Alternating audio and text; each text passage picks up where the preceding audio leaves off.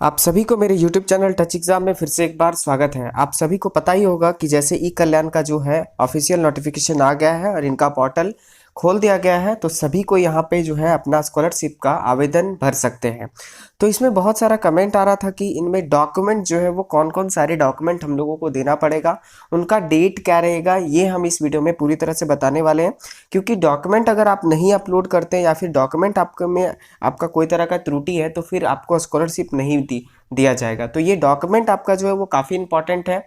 इसमें हम सभी तरह का डॉक्यूमेंट को कवर करेंगे, कितने पुराने डॉक्यूमेंट आप दे सकते हैं और यहाँ पे जो है आपका कितना पुराना डॉक्यूमेंट चल सकता है और फाइनली आपका स्कॉलरशिप आ सकता है। तो इसके लिए हम इस वीडियो में पूरी तरह से पूरी जानकारी बताएंगे कि कौन कौन सारे डॉक्यूमेंट आपको अपलोड करना है और कैसे डॉक्यूमेंट को स्कैन करना है, वो भी हम आपको क्लियर इस वीडियो में बताएंगे। तो चलिए शुरू करते हैं और देखते हैं कौन कौन सारे डॉक्यूमेंट ई कल्याण स्कॉलरशिप जो झारखंड स्कॉलरशिप के पोर्टल में अपलोड करेंगे वो हम यहाँ पे देखेंगे। तो चलिए शुरू करते हैं। ये वीडियो आपके लिए काफ़ी इंपॉर्टेंट हो सकता है, आप वीडियो को स्किप ना करें क्योंकि हम इस वीडियो में बहुत सारे इंपॉर्टेंट जो है बातें बताने वाले हैं कि आप जो स्कैन डॉक्यूमेंट देंगे या जो आपका डॉक्यूमेंट रहेगा वो किस फॉर्मेट में रहेगा और आपको ये कैसे अपलोड करना है। ठीक है, तो यहाँ पे देखिए सबसे पहले लिखा हुआ ये जो नोटिफिकेशन है वो ई कल्याण की तरफ से एक नोटिफिकेशन निकाला गया था, उसका मैं ये कटिंग रखा हूँ जिसके माध्यम से आपको बता सकूँ कि कौन कौन सारे डॉक्यूमेंट आपको यहाँ पर देना है। यहाँ पे देखिए सबसे पहले लिखा हुआ स्कैन अपलोड करने वाला डॉक्यूमेंट। ठीक है, स्कैन अपलोड मतलब ये सारे डॉक्यूमेंट को आपको स्कैन करके अपलोड करना है। जैसे ही आप एप्लीकेशन फॉर्म भरेंगे आपको एक रिसीविंग मिलेगा जिसका एक वीडियो हम बनाएंगे अभी थोड़ी देर में, और वहाँ पे हम बताएंगे कि आप यहाँ पे कैसे आवेदन करेंगे। ठीक है, तो यहाँ पे स्कैन अपलोड करने वाला डॉक्यूमेंट जितने सारे हैं वो यहाँ पे स्कैन करके आपको यहाँ पे रखना है, या और इसमें क्या क्या रहेगा वो आप देख लीजिए। फर्स्ट है यहाँ पे स्टूडेंट फोटो। ठीक है, स्टूडेंट फोटो में आपको यहाँ पे पासपोर्ट साइज का फोटो देना है, फोटो आपका कलरफुल होगा और ज़्यादा पुराना फोटो यहाँ पर मत दीजिएगा। सेकंड है यहाँ पे स्टूडेंट बैंक पासबुक। ठीक है, आपको यहाँ पे बता दें, आपको जो यहाँ पे बैंक पासबुक देना है वो बैंक पासबुक आपके नाम से होगा, बैंक अकाउंट आपके नाम से होना चाहिए जो स्टूडेंट है, ना कि अपने गार्जियन और किसी दूसरे के अकाउंट यहाँ दे सकते हैं। इसलिए आपके लिए इंपॉर्टेंट है कि आपके अकाउंट नहीं है तो अभी आप अकाउंट जाकर खुलवा लें, क्योंकि यहाँ पे अगर स्कॉलरशिप आपको लेना है तो आपके नाम से ही अकाउंट होना अनिवार्य है। पासबुक जो रहेगा आप उसको स्कैन करेंगे। ठीक है, स्कैन में आपको दिखना चाहिए कि आपका नाम पूरी तरह से मेंशन है, फोटो यहाँ पे पासबुक पे लगा हुआ है। फोटो नहीं भी लगा हुआ है तो चलेगा क्योंकि अलग अलग बैंक के अलग अलग टाइप्स के पासबुक होते हैं। तो पासबुक पे आपका नाम मेंशन होना चाहिए और अकाउंट नंबर क्लियर वहाँ पे दिखना चाहिए। ठीक है, नेक्स्ट यहाँ पे थर्ड है कास्ट सर्टिफिकेट। ये देखिए कास्ट सर्टिफिकेट, ये आप जानते ही, जैसे आपको पता ही होगा, ये जो आपका ई कल्याण है वो एक आपका कास्ट वाइज आपका ये स्कॉलरशिप है। ठीक है, यहाँ पे SC ST और OBC के लिए ही सिर्फ यहाँ पे आपका जो है आपको स्कॉलरशिप दिया जाता है। यहाँ पे जनरल और अदर कास्ट के लिए स्कॉलरशिप यहाँ पे कोई सुविधा नहीं है। तो इसके लिए आपको कास्ट सर्टिफिकेट देना पड़ेगा। वो गवर्नमेंट कैसे आखिर पता लगाएगी कि आप कौन से कास्ट से बिलोंग करते हैं, इसके लिए आपको कास्ट सर्टिफिकेट देना पड़ेगा जो आपके अंचलाधिकारी या CO या BDCO या फिर DC या फिर SDO लेवल का होगा तो चलेगा। आपको बता दें कास्ट सर्टिफिकेट जो यहाँ अपलोड करेंगे वो आपका डिजिटल साइन होना चाहिए। डिजिटल साइन करने का मतलब है कि आपका एक ऑनलाइन अभी जो कास्ट सर्टिफिकेट बन रहा है वो होना चाहिए। ठीक है, ऑफलाइन कास्ट सर्टिफिकेट आपका नहीं चलेगा। बहुत सारे लोग कमेंट करके पूछ रहे हैं कि ऑफलाइन कास्ट सर्टिफिकेट चलेगा या नहीं चलेगा, कितने साल पुराना का चलेगा। तो आपका अगर 1 2 3 साल का है तो कास्ट सर्टिफिकेट आप दे सकते हैं, इसमें कोई दिक्कत नहीं, बट वो डिजिटली साइन आपका होना चाहिए। ठीक है, नेक्स्ट यहाँ पे फोर्थ है रेसिडेंट सर्टिफिकेट। रेसिडेंट मतलब स्थानीय प्रमाण पत्र या फिर स्थानीय प्रमाण पत्र आपको यहाँ पर देना बहुत ही अनिवार्य है। इससे पता चलता है कि आप झारखंड के ही रेसिडेंट्स हैं, क्योंकि झारखंड के बाहर वाले ये स्कॉलरशिप का फायदा नहीं उठा सकते हैं। इसके लिए यहाँ पे आपको रेसिडेंट सर्टिफिकेट देना बहुत ही अनिवार्य है, और ये भी जो होगा आपका 1 या 2 साल पुराना होगा तो चल सकता है। ठीक है, ज़्यादा पुराना आप ट्राई करिएगा कि नहीं देने का, क्योंकि आपको ये अपडेट होती रहती है। ठीक है, इनका वैलिडिटी अप्रॉक्स 1 ईयर रहती है, पर आप ट्राई करें कि आप 1 2 साल का से पुराना ना देने का प्रयास करें। अगर न्यू आपके पास है तो आप न्यू दें, क्योंकि आपके लिए प्रॉफिटेबल होगा। रिजेक्शन से बचिएगा, न्यू रहेगा तो आप बचिएगा, नहीं तो फिर ओल्ड ज़्यादा पुराना रहेगा तो फिर आपको दिक्कत होगा। अगर पुराना है 1 2 3 साल का तो चल सकता है, बट उसमें डिजिटली साइन होना बहुत ही अनिवार्य है। आप वो देख लीजिएगा, ऑनलाइन माध्यम से अप्लाई किया हुआ होना चाहिए और वो आपका डिजिटल साइन होना चाहिए। फिफ्थ है यहाँ पे इनकम सर्टिफिकेट। आपको जो स्कॉलरशिप दिया जाएगा वो पूरी आपको इनकम सर्टिफिकेट के माध्यम से ही दिया जाएगा। आपके जितना इनकम रहेगा उसके हिसाब से आपको वहाँ पे इनकम दिया जाएगा। जैसे कि हम आपको पहले ही बता दिए थे कि SC और एसटी कैंडिडेट का जो मैक्सिमम इनकम होगा वो 2.50 लाख का, ठीक है। 2.50 लाख का होगा SC ST का तो चलेगा, ठीक है। वहीं अगर हम बात करते हैं OBC, ठीक है, OBC या BC दोनों एक ही चीज़ है। OBC का अगर बात करें तो OBC के लिए 1.5 लाख का, ठीक है, 1.5 लाख का इनकम होगा तो मैक्सिमम ये चल सकता है। अगर 1.5 लाख से ज़्यादा का है तो वैसे कैंडिडेट एलिजिबल नहीं है, वैसे कैंडिडेट नहीं भरिएगा, मे बी आपको यहाँ पे अप्रूवल नहीं मिलेगा और मे बी आपको जो है स्कॉलरशिप अमाउंट नहीं दिया जाएगा, ठीक है, क्योंकि नोटिफिकेशन में आगे ही लिख दिया गया है कि आपको ऐसे इनकम को यहाँ पे संलग्न नहीं करना है, ठीक है। तो ध्यान रहे आपका 1.5 लाख OBC वाले जितने भी कैंडिडेट है, गर्ल्स और मेल जितने भी कैंडिडेट है, उनका जो इनकम है वो 1.5 लाख से कम का होना चाहिए, 1.5 लाख से कम का होना चाहिए। और वहीं अगर SC ST कैंडिडेट की लिए बात करें तो उनका जो इनकम है वो 2.5 लाख तक का हो सकता है, या तो उससे कम का कोई भी है वो भर सकते हैं आराम से, कोई दिक्कत नहीं। तो चलिए ये जो इनकम है इनके लिए हम जो ऑफिशियल नोटिफिकेशन ई कल्याण की तरफ से आई हुई मैं वो भी आपको दिखा देता हूँ कि कितने का इनकम आपको यहाँ पे देना है। आप ये देख सकते हैं ये जो ऑफिशियल नोटिफिकेशन निकाला गया है ई कल्याण की तरफ से वो ऑफिशियल नोटिफिकेशन है। यहाँ पे देखिए लिखा हुआ है छात्रवृत्ति के लिए आय की अधिसीमा। छात्रवृत्ति की जो अधिसीमा है वो क्या है, आय का, इनकम सर्टिफिकेट का, वो आप यहाँ पे देख लें। अनुसूचित जाति जनजाति के छात्र छात्राएं जिनके माता पिता अभिभावक की सभी स्रोतों से वार्षिक आय 2.50 लाख रुपए से अधिक नहीं हो। आपको बता दें जो आपका अनुसूचित जाति मतलब कि ST और जनजाति जैसे SC जो उनका है, उनका आय जो है वार्षिक आय उनके फादर या फिर अपने गार्जियन का जो आय है वो 1.5 लाख से रुपए से अधिक नहीं हो। तथा पिछड़ी जाति जैसे कि OBC के छात्र छात्राएं जिनके माता पिता अभिभावक की सभी स्रोतों से वार्षिक आय 1.50 लाख 1.5 लाख रुपए से अधिक ना हो। इस योजना के अंतर्गत छात्रवृत्ति प्राप्त करने वाले विद्यार्थी अन्य कोई छात्रवृत्ति का लाभ प्राप्त नहीं कर सकेंगे, ठीक है। आपको बता दें आपका जो इनकम है वो आपको बता दिए कि SC ST के लिए 2.5 लाख तक वाले भर सकते हैं। और अगर हम वही बात करते हैं कि अगर हम बात करते हैं OBC के लिए तो OBC के लिए 1.5 लाख है। और इसके अलावा मैं बता दूं अगर आप ये स्कॉलरशिप को अप्लाई करते हैं तो आप और कोई स्कॉलरशिप को अप्लाई नहीं कर सकते, ये आप बात में ध्यान रखिएगा। तो चलिए आगे देखते हैं और कौन सारे डॉक्यूमेंट आपके लिए इंपॉर्टेंट है।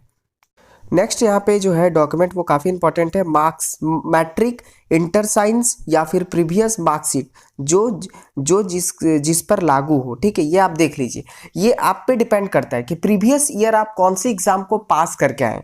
इसके लिए हम बता दें जैसे कि कोई स्टूडेंट है जो 11th में भी एडमिशन लिए, ठीक है, इंटरमीडिएट में, तो वो जो प्रीवियस क्लास है पिछला साल वो 10th पास करके आया, ठीक है, तो वो 10th का मार्कशीट वहाँ पे लगाएंगे प्रीवियस ईयर मार्कशीट में।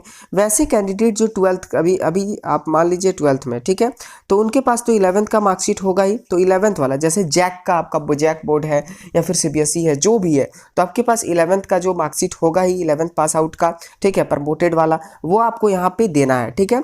12th वाले यहाँ पे अपलोड ये करेंगे। उसके बाद बता दें जैसे आपको बता दें ग्रेजुएशन में जो भी एडमिशन लिए UG में, अंडर ग्रेजुएट या ग्रेजुएट BA BSc BCom जो भी कोर्सेज में आप एडमिशन लिए उन सभी लोग 12th बेसिस पे एडमिशन लिए, तो 12th बेसिस पे एडमिशन लिए तो वो 12th का मार्कशीट अपलोड करेंगे, ठीक है। प्रीवियस ईयर मार्कशीट उनका 12th हो जाता है। वैसे ही अगर हम बात करें यहाँ पे डिप्लोमा के लिए, मान लीजिए पॉलिटेक्निक डिप्लोमा के लिए बात करें तो डिप्लोमा वाले जो एडमिशन लिए हैं वो 10th बेसिस पे लिए हैं, ठीक है, 10th बेसिस पे लिए हैं रेगुलर प्रोग्राम में, ठीक है।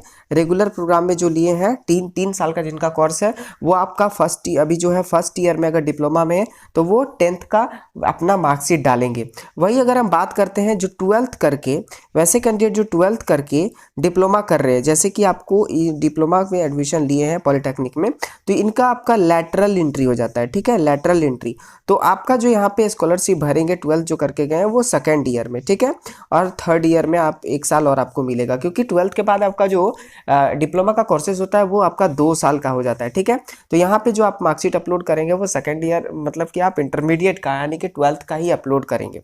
और वैसे कैंडिडेट जो आप थर्ड ईयर में है, 3rd ईयर डिप्लोमा में है, ठीक है, 3rd ईयर डिप्लोमा में है, तो वो अपना यहाँ पे 2nd ईयर का मार्कशीट अपलोड करेंगे, ठीक है, 2nd ईयर का मार्कशीट अपलोड करेंगे, ठीक है। तो ये आप ध्यान में रखिएगा, अपना प्रीवियस जो है वो अपना अपलोड करेंगे। अब यहाँ पे हम सेमेस्टर का बात करते हैं, जैसे कि आप 3rd सेम में है तो ठीक है, 3rd सेमेस्टर में आपको अभी 3rd सेम में गए तो यहाँ पे 2nd सेमेस्टर का आप मार्कशीट अपलोड करेंगे, ग्रेजुएशन वाले या तो डिप्लोमा वाले, ठीक है, या BE BTech वाले जो भी हैं, ठीक है, अपने हिसाब से जो आपका प्रीवियस ईयर का मार्कशीट होगा वो यहाँ पर अपलोड करेंगे। अपलोड आप जो है प्रीवियस ईयर वाला ही मार्कशीट करेंगे, पुराना मार्कशीट आप नहीं दीजिएगा। जो आपका प्रीवियस ईयर होगा मार्कशीट वही आप अपलोड करिएगा, क्योंकि आपका इसमें मार्कशीट पे भी रिजेक्शन बहुत लोगों का यहाँ पर होता है। नेक्स्ट यहाँ पे है एप्लीकेशन फॉर्म पेज। जैसे ही आप अप्लाई करेंगे उसके बाद एक आपके पास आपको एप्लीकेशन फॉर्म ई कल्याण की तरफ से दिया जाएगा, जहां आपका एक साइन होगा और अब आपका जो गार्जियन है उनका साइन होगा। उनको भी आप अपने गार्जियन और खुद से आप अपने साइन करके या तो फिर कॉलेज में आप अपना स्टाम्प लगवाकर आप इसको स्कैन करके अपलोड करेंगे। अगर कॉलेज से स्टाम्प नहीं भी लगाते हैं तो भी आपको अप्रूवल मिल जाएगा, कोई दिक्कत नहीं है, ठीक है। पर आपको गार्जियन और खुद का साइन आपको करना बहुत ही जरूरी है, यह बात आप ध्यान में रखिएगा।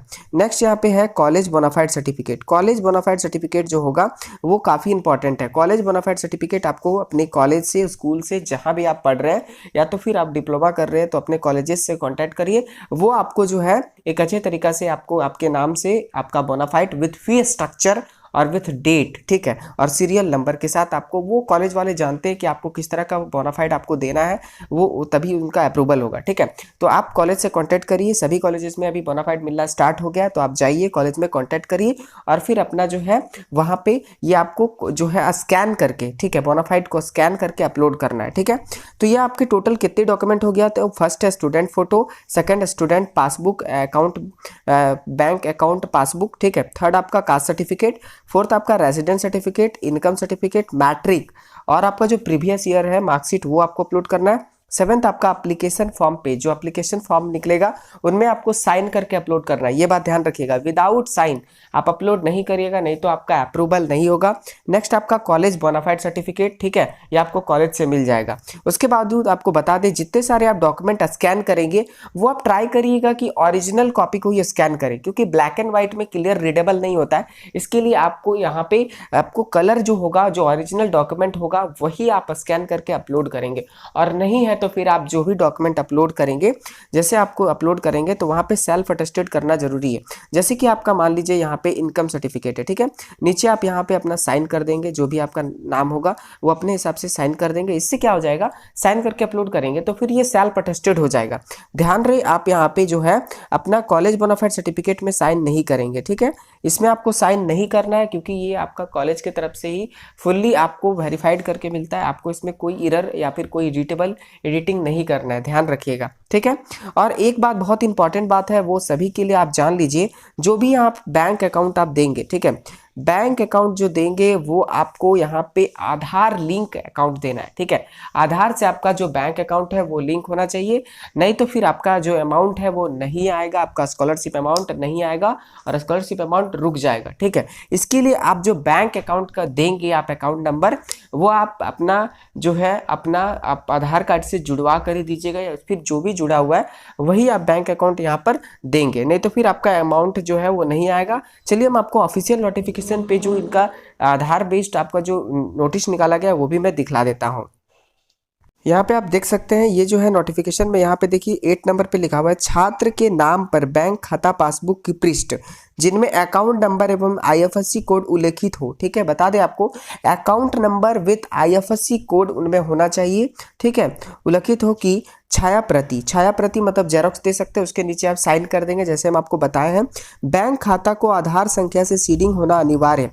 ये देखिए बहुत ही इंपॉर्टेंट बात है कि बैंक का खाता जो है वो आपका आधार कार्ड से सीडिंग होना अनिवार्य होना चाहिए। छात्रवृत्ति की धनराशि पीएफएमएस, ठीक है, माध्यम से Aadhaar enable DBT direct beneficiary transfer के द्वारा सुयोग्य छात्र छात्राओं के खाते में अंतरित की जाएगी। आपको बता दें, आपको जैसे ही बताएं कि बैंक खाते को आधार संख्या से सीडिंग होना अनिवार्य है, मतलब कि लिंक होना अनिवार्य है। आप कैसे चेक करेंगे कि आपके आधार कार्ड से कौन सा बैंक अकाउंट लिंक है, या फिर आपका जो बैंक अकाउंट है वो आपके आधार से लिंक है या नहीं है, इस पे भी एक वीडियो हम बनाएंगे, तो आप हमें बताइएगा, हम एक वीडियो और बना देंगे, ठीक है, ये आपके लिए इंपॉर्टेंट है। उसके बाद हम बता दें जितने सारे आप डॉक्यूमेंट रहेगा, बहुत सारे स्टूडेंट फिर से कमेंट कर रहे होंगे कि पूछेंगे कि कास्ट सर्टिफिकेट कहाँ से निर्गत होना चाहिए, तो अंचलाधिकारी, प्रखंड विकास पदाधिकारी या अनुमंडल पदाधिकारी, रेसिडेंट भी आपका अंचलाधिकारी, प्रखंड विकास पदाधिकारी या फिर अनुमंडल अधिकारी से आपका हो सकता है इशू, कोई बात नहीं, तीनों में से कोई भी आप एक अधिकारी से,